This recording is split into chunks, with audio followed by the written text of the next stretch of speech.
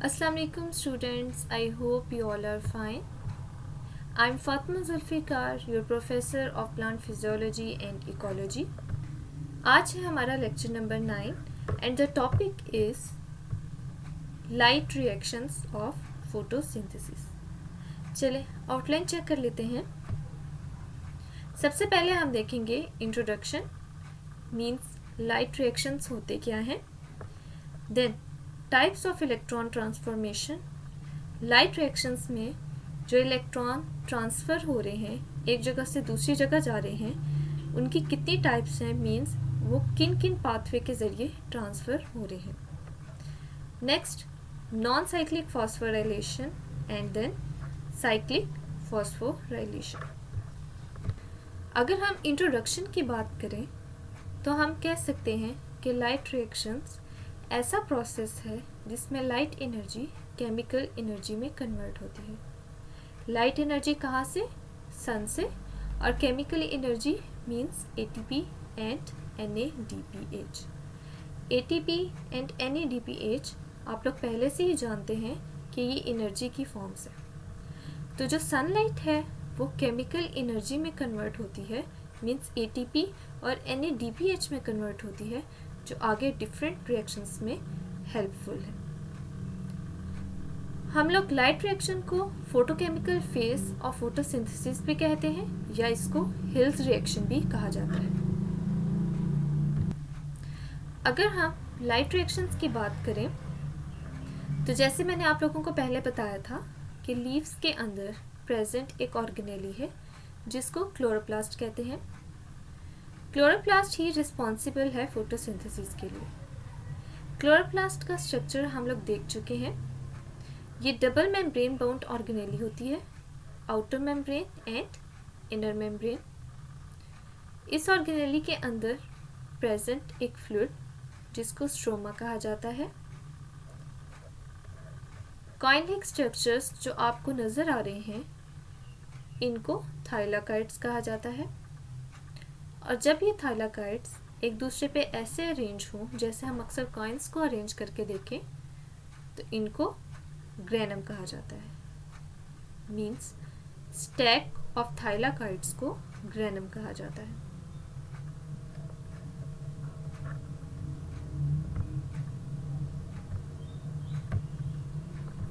और ये जो लाइट रिएक्शंस हैं जिनकी हम बात कर रहे हैं, ठीक है, वो क्लोरोप्लास्ट के अंदर कहाँ पर होते हैं? इन कॉइन लाइक स्ट्रक्चर थाइलाकाइड्स में. अगर हम मज़ीद डिटेल में जाएं कि ये लाइट रिएक्शन होते कैसे हैं तो हम थाइलाकाइड के पोर्शन को, इसकी मेम्ब्रेन को जूम करते हैं. ये थाइलाकाइड है और ये इसकी मेम्ब्रेन है. मेम्ब्रेन में आपको नज़र आ रहा होगा photosystem 2, photosystem 1 and ATP synthase. ये थाइलाकाइड की मेम्ब्रेन है जिसमें photosystem 1, photosystem 2 and ATP synthase present है. ये दो फोटोसिस्टम्स हैं क्या? आप कह सकते हैं कि कलेक्शन ऑफ डिफरेंट मॉलिक्यूल्स को हम लोग फोटोसिस्टम कहते हैं. उन मॉलिक्यूल्स में क्लोरोफिल है, डिफरेंट प्रोटीन्स हैं. दोनों फोटोसिस्टम्स में मॉलिक्यूल्स प्रेजेंट हैं, उनका एक कॉम्प्लेक्स प्रेजेंट है. होता क्या है, उनका काम क्या है? वो मॉलिक्यूल्स लाइट को अब्जॉर्ब करते हैं और इलेक्ट्रॉन को आगे ट्रांसफ़र करते हैं. चलें प्रोसेस को चेक करते हैं.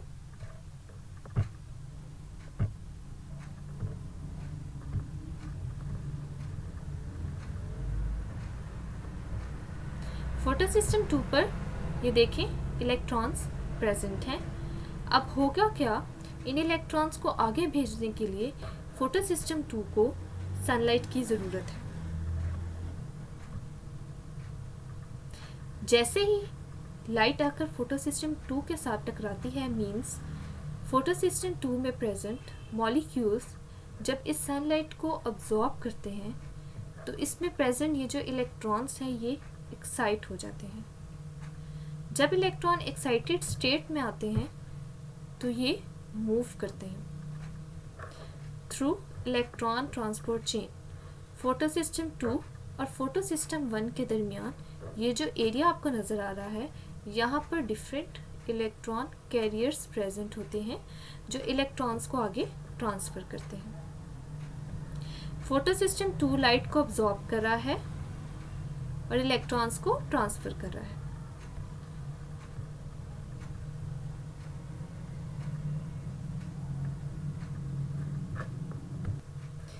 इलेक्ट्रॉन की वजह से थाइलाकाइड की जो मेम्ब्रेन है वो नेगेटिवली चार्ज्ड हो गई है।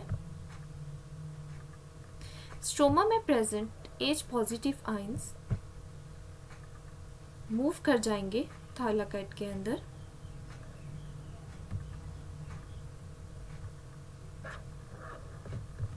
अब सनलाइट की वजह से फोटोसिस्टम 2 में प्रेजेंट जो इलेक्ट्रॉन्स हैं वो आगे को मूव कर रहे हैं।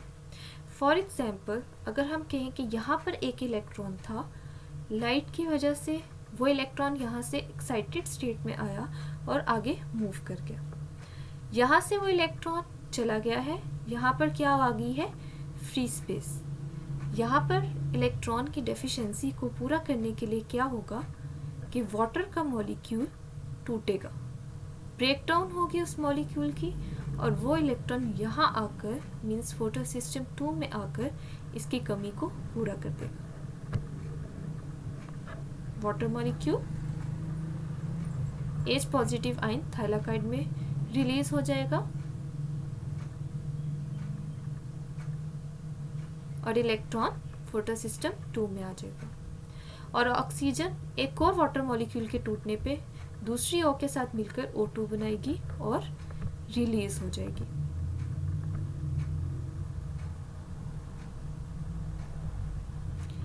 फोटोसिस्टम 2 की तरह फोटोसिस्टम 1 पर भी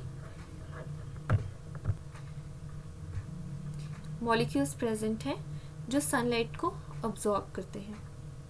वो इलेक्ट्रॉन्स जो फोटोसिस्टम 2 से एक्साइटेड स्टेट में आते हैं, वो इलेक्ट्रॉन ट्रांसपोर्ट चेन से मूव करते करते जब फोटोसिस्टम 1 पर जाते हैं तो वो ग्राउंड स्टेट पर आ जाते हैं।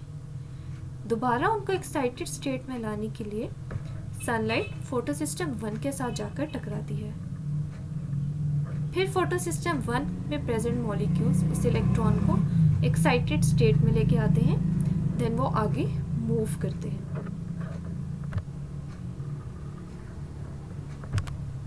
जैसे ही आपको नजर आ रहा है, फोटोसिस्टम 2 से फोटोसिस्टम 1 एंड देन आगे।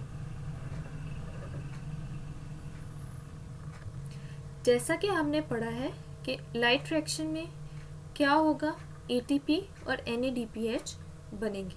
अब वो कैसे बनेंगे, इलेक्ट्रॉन ट्रांसफर हो रहे हैं, H पॉजिटिव स्ट्रोमा में प्रेजेंट है और NADPA पॉजिटिव, ये दोनों मिलेंगे प्लस इलेक्ट्रॉन्स मिलेंगे इलेक्ट्रॉन ट्रांसपोर्ट चेन से और क्या बना देंगे, NADPH, जो कि एनर्जी की एक फॉर्म है, और ये एनर्जी बाद में यूज़ होगी ग्लूकोज बनाने के लिए। और जैसे जैसे वाटर की ब्रेकडाउन होती जा रही है ताकि यहाँ पर इलेक्ट्रॉन्स की कमी को पूरा करता जाए, वैसे वैसे H पॉजिटिव की कॉन्सेंट्रेशन थाइलाकाइड में ज़्यादा होती जा रही है। कॉन्सेंट्रेशन ज़्यादा होने की वजह से ये H पॉजिटिव फिर से डिफ्यूज़ करना शुरू कर देंगे, कहाँ पर, स्ट्रोमा में। डिफ्यूज़ करते करते वो ADP के साथ मिलकर एनर्जी की एक और फॉर्म बनाते हैं जिसको ATP कहते हैं। ये NADPH एंड ATP बाद में डिफरेंट रिएक्शंस में यूज़ होते हैं। जैसे हम फोटोसिंथेसिस को पढ़े हैं तो लाइट रिएक्शन में ये बनते हैं और नेक्स्ट रिएक्शन में ये यूज़ होते हैं और ग्लूकोज की सिंथेसिस करते हैं। ठीक है, इसमें हमने टोटल 5 स्टेप्स पढ़े हैं। फर्स्ट स्टेप जिसमें क्लोरोफिल जो फोटोसिस्टम 2 में मॉलिक्यूल्स प्रेजेंट हैं वो सनलाइट को अब्जॉर्ब करेंगे और थाइलाकाइड मेम्ब्रेन नेगेटिवली चार्ज हो जाएगी। क्यों? क्योंकि इलेक्ट्रॉन्स मूव कर रहे हैं। Step number 2, H positive stroma से थाइलाकाइड में मूव करेगा। फोटोसिस्टम 2 में क्योंकि इलेक्ट्रॉन की डेफिशिएंसी होती जा रही है तो थाइलाकाइड के अंदर प्रेजेंट वाटर के मॉलिक्यूल उनकी ब्रेकडाउन होगी और इलेक्ट्रॉन फोटोसिस्टम 2 में आ जाएंगे ताकि कमी को पूरा कर सकें। स्टेप नंबर 3, क्लोरोफिल फोटोसिस्टम 1 में लाइट को अब्जॉर्ब करता है। वो इलेक्ट्रॉन्स जो फोटोसिस्टम 1 तक आते आते अपनी एक्साइटेड स्टेट में नहीं रहे, ग्राउंड स्टेट में आ गए हैं, तो वो मॉलिक्यूल्स दोबारा लाइट एनर्जी को अब्जॉर्ब करते हैं और एक्साइटेड स्टेट में आ जाते हैं। Step number 4, electrons NAD positive को हेल्प करते हैं कि वो NADPH बनाए और NADPH बाद में यूज़ होता है जो कि एनर्जी की एक फॉर्म है। स्टेप नंबर 5, क्योंकि H पॉजिटिव की कॉन्सेंट्रेशन थाइलाकाइड के अंदर ज़्यादा हो गई है तो क्या होता है, ये दोबारा से स्ट्रोमा में डिफ्यूज़ होना शुरू हो जाता है। डिफ्यूज़ होते होते ये ADP के साथ कंबाइन करता है और ATP बनाता है जो कि एनर्जी की एक और फॉर्म है जो बाद में यूज़ होगी। नेक्स्ट है जी टाइप्स ऑफ इलेक्ट्रॉन ट्रांसफॉर्मेशन। अगर हम इलेक्ट्रॉन ट्रांसफॉर्मेशन की टाइप्स देखें, मीन्स जैसे भी हमने देखा इलेक्ट्रॉन मूव कर रहे थे एक जगह से दूसरी जगह, ठीक है, थ्रू फोटो सिस्टम, तो ये किस किस टाइप से मूव कर सकते हैं। Number 1, non cyclic electron flow. Non cyclic electron flow आपको इसके नाम से ही पता चल रहा होगा कि ये क्या है। And the second is cyclic electron flow. अगर सिंपल वर्ड्स में कहा जाए, non cyclic electron flow means electron ने जहाँ से जिस पॉइंट से अपना जो सफ़र है वो शुरू किया है वो उसी पॉइंट पर वापस नहीं आता, मीन्स वो पूरा सर्कल को पूरा नहीं करता। लेकिन जो साइक्लिक इलेक्ट्रॉन फ्लो है, इलेक्ट्रॉन जहाँ से मूव करना शुरू करता है वो वहीं पर दोबारा आता है। आपको मज़ीद क्लियर हो जाएगा जैसे ये वीडियो है। इलेक्ट्रॉन के मॉलिक्यूल्स मूव करेंगे, ये फोटो सिस्टम 2 है और ये फोटो सिस्टम 1 है। जैसे आपको पहली वीडियो में दिखाया था वहाँ पर सिर्फ फोटो सिस्टम 2 फोटो सिस्टम 1 लिखा हुआ था, यहाँ पर आपको कम्प्लेक्स शो हो रहा है, ठीक है। ये मॉलिक्यूल्स हैं डिफरेंट फोटो सिस्टम 2 के, ये फोटो सिस्टम 1 के। ये इलेक्ट्रॉन ट्रांसपोर्ट चेन है जिसके ज़रिए इलेक्ट्रॉन्स मूव करते करते फोटो सिस्टम 1 पर आएंगे। अब हम नॉन साइक्लिक फॉस्फोराइलेशन की बात कर रहे हैं, तो इसमें दोनों फोटो सिस्टम्स इन्वॉल्व हैं, फोटो सिस्टम 2 भी और फोटो सिस्टम 1 भी। होता क्या है, ये लाइट एनर्जी आ रही है, ट्रांसफ़र होती होती रिएक्शन सेंटर में जाएगी और यहाँ पर प्रेजेंट जो इलेक्ट्रॉन है वो एक्साइटेड स्टेट में आ जाएगा। जैसे मैंने आपको पहले बताया, यहाँ पर फ्री स्पेस आ गई है, वाटर मॉलिक्यूल्स के टूटने की वजह से इलेक्ट्रॉन यहाँ आ जाएगा और इस फ्री स्पेस को कवर कर देगा। इलेक्ट्रॉन एक्साइटेड स्टेट में आ गया है, अब वो आगे इलेक्ट्रॉन ट्रांसपोर्ट चेन से मूव करेगा। ये इलेक्ट्रॉन कैरियर्स हैं, ठीक है, plastoquinone, B6F complex and plastocyanin. Then ये पहुंचा है फोटो सिस्टम 1 पर। जैसे मैंने आपको पहले बताया था कि इलेक्ट्रॉन मूव करता करते यहाँ पर आते आते वो ग्राउंड स्टेट में आ जाता है, अपनी एक्साइटेड स्टेट में नहीं रहता। तो यहाँ पर भी लाइट एनर्जी के स्ट्राइक करने की वजह से इलेक्ट्रॉन जो है अपनी एक्साइटेड स्टेट में आ जाता है।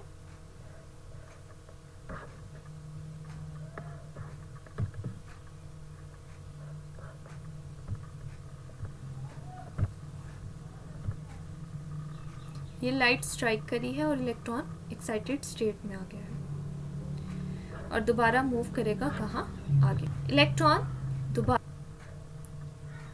ठीक हो गया। इलेक्ट्रॉन जो है वो साइक्लिक मैनर में मूव नहीं कर रहा, मीन्स यहाँ से स्टार्ट किया था उसने, यहाँ पर वो वापस नहीं आया। इसका मतलब है कि जो इलेक्ट्रॉन हैं वो नॉन साइक्लिक मैनर में मूव कर रहे हैं। ये पाथवे जो है इलेक्ट्रॉन फ्लो का जी शेप भी लग रहा है, इसलिए इसको जी स्कीम भी कहा जाता है, ठीक है। नेक्स्ट जो है वो है साइक्लिक इलेक्ट्रॉन फ्लो। अब आपको इन दोनों का डिफरेंस पता चल जाएगा।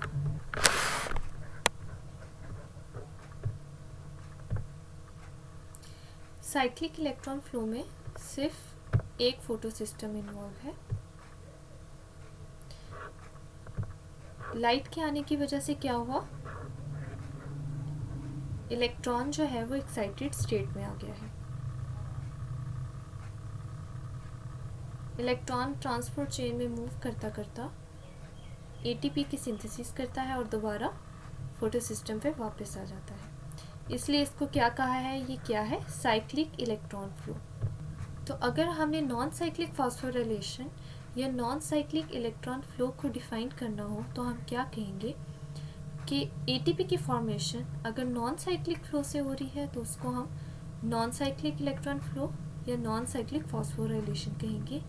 या हम कह सकते हैं कि ये एक ऐसा प्रोसेस है जिसमें इलेक्ट्रॉन्स नॉन साइक्लिक मैनर में मूव करते हैं, एटीपी को बनाते हैं। ऐसे प्रोसेस को क्या कहते हैं, non cyclic phosphorylation. Process which results in the movement of the electrons in a non-cyclic manner for synthesizing ATP molecules using the energy from excited electrons provided by photosystem 2 is called non-cyclic photophosphorylation। या हम कह सकते हैं the formation of ATP during non-cyclic flow is called non-cyclic phosphorylation। जैसे आप लोगों ने देख लिया, इलेक्ट्रॉन जो हैं नॉन साइक्लिक इलेक्ट्रॉन फ्लो में दो फोटो सिस्टम से गुजरते हैं और पाथ कैसा आपको नज़र आ रहा था, जी शेप्ड। तो इसको जी स्कीम या जी शेप पाथ भी कहते हैं। कॉन्टिन्यूसली लाइट फॉल करी है फोटो सिस्टम्स पर। ये फोटो सिस्टम 2 है। क्लोरोफिल के मॉलिक्यूल्स हैं जो लाइट को अब्जॉर्ब करते हैं और इलेक्ट्रॉन्स जो हैं वो एक्साइटेड स्टेट में आके आगे मूव करते हैं। इलेक्ट्रॉन्स एक्साइटेड स्टेट में आए,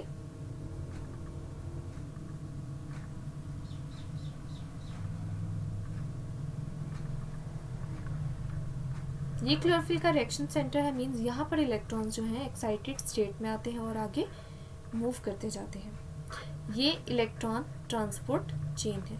एक फोटो सिस्टम ये और एक फोटो सिस्टम ये है।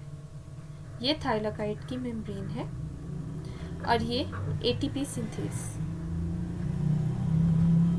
इसी तरह इलेक्ट्रॉन्स मूव करते जाएंगे। यहाँ पर इलेक्ट्रॉन्स की कमी होती जाएगी, वाटर की ब्रेकडाउन होती जाएगी और इलेक्ट्रॉन की डेफिशिएंसी कंप्लीट होती जाएगी। ये वाटर का मॉलिक्यूल है जो टूटेगा और इलेक्ट्रॉन्स फोटो सिस्टम 2 में जाएंगे, प्लस ऑक्सीजन रिलीज हो जाएगी। एंड पर एटीपी और NADPH की सिंथेसिस होगी।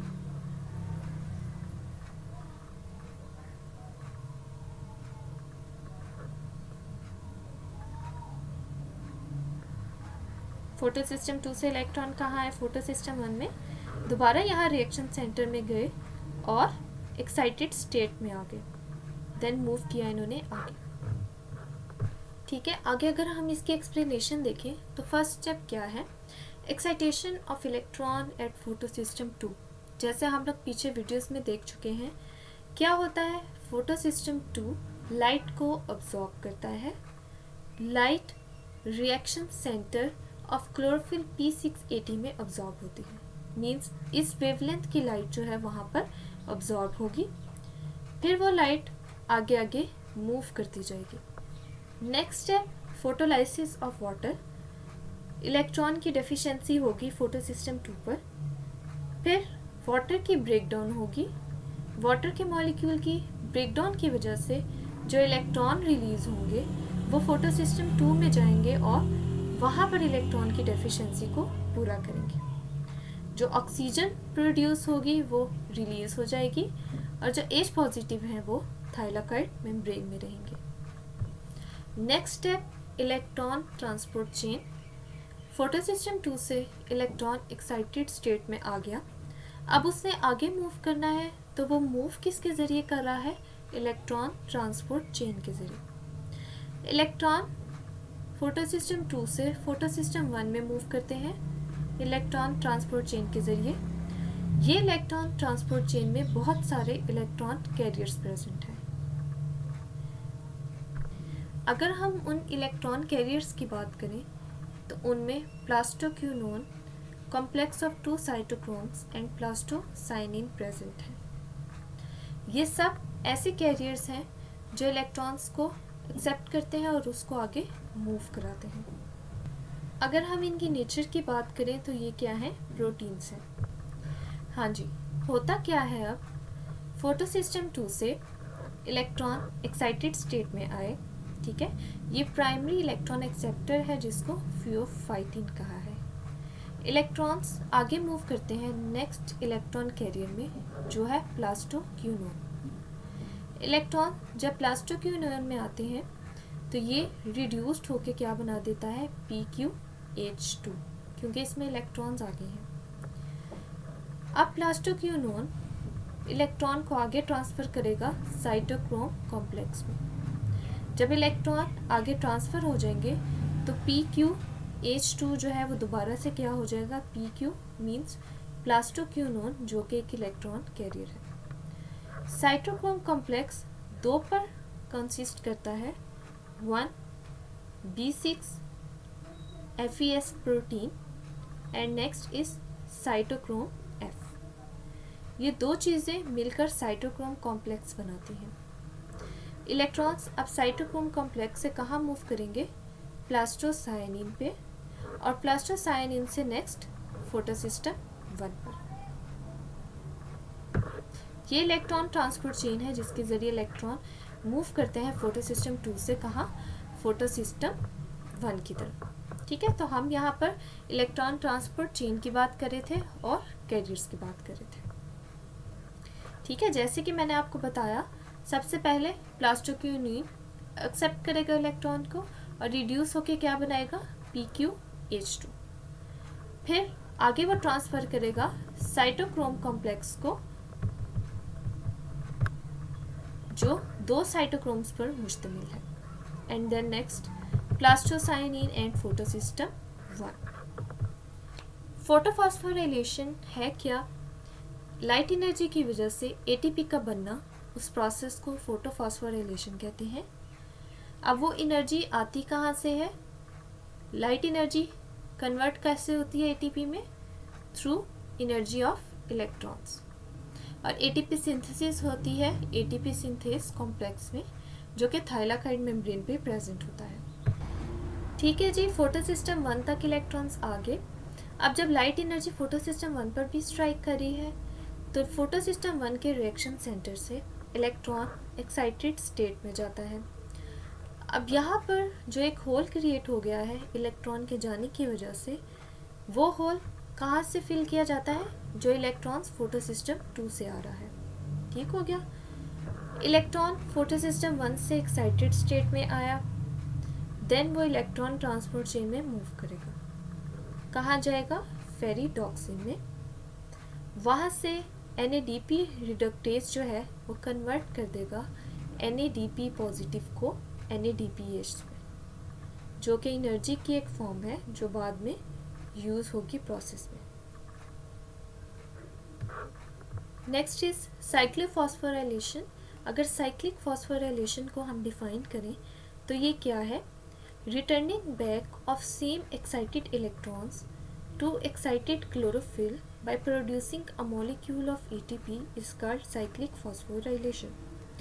इलेक्ट्रॉन जो एक्साइटेड स्टेट में गया है वो ATP की सिंथेसिस करके दोबारा वापस आ जाए उसी क्लोरोफिल के पास, इसको साइक्लिक फॉस्फोराइलेशन कहते हैं। इसमें क्योंकि एक ही फोटोसिस्टम में इन्वॉल्व है तो ATP की ही सिंथेसिस होगी, ठीक है, और वो ATP आगे यूज़ होगा केल्विन साइकिल में, मीन डार्क रिएक्शन में, जो हम आगे पढ़ेंगे, ठीक है। अगर हम इसकी बात करें तो क्या होगा, इलेक्ट्रॉन एक्साइटेड स्टेट में जाएगा और दोबारा से इलेक्ट्रॉन ट्रांसपोर्ट चेन से मूव करता करता वापस उसी क्लोरोफिल के पास आएगा, ठीक है।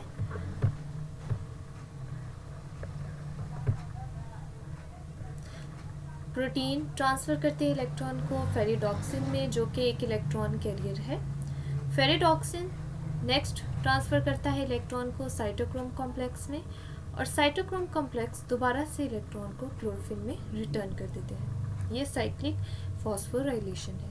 इस प्रोसेस में एटीपी प्रोड्यूस होती है लेकिन NADPH प्रोड्यूस नहीं होता क्योंकि इसमें सिर्फ एक ही फोटोसिस्टम इन्वॉल्व है।